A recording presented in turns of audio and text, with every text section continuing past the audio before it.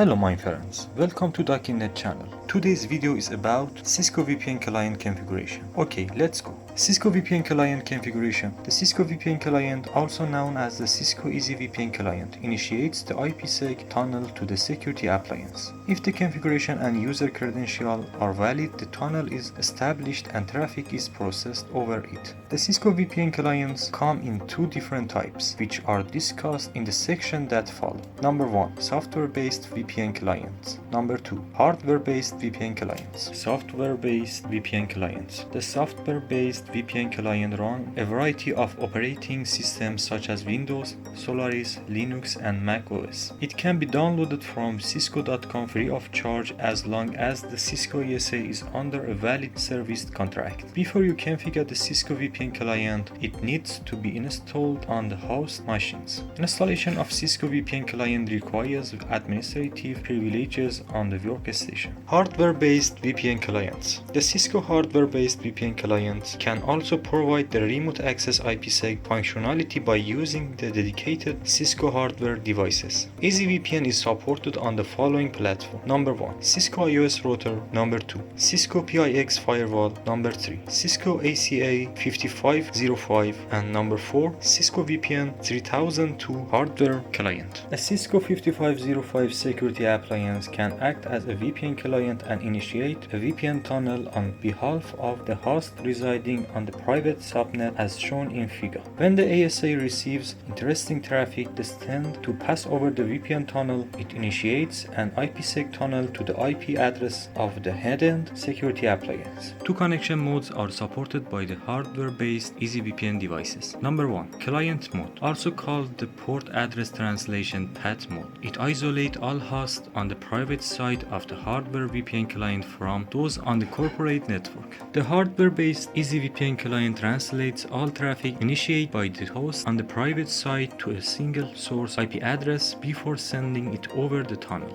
This source IP address is assigned to the client by the security appliance during the mode config exchange. The client translates the original source IP address by assigning a random source port. The client keeps and maintains a port translation table to identify where to send responses on the private network. Using the client mode, the host on the private network can initiate traffic destined to the corporate network. However, the host on the corporate network cannot initiate traffic back to the private network of the EasyVPN client. Network extension mode (NEM) acts similarly to a site-to-site tunnel is that host behind the corporate network can initiate traffic destined to the network behind the EasyVPN client and vice versa. Thus, hosts on either side know each other by their actual addresses. The major difference between the site-to-site and NEM VPN tunnels is that when you use NEM VPN tunnels, the IPsec connection has to be initiated by the EasyVPN client. Using NEM, there is no need for the security appliance to assign an IP address to the client. Therefore, the client does not participate in path for traffic destined over the VPN tunnel. Okay, today's video is finished here. Please send our videos to your friends and be sure to like and subscribe.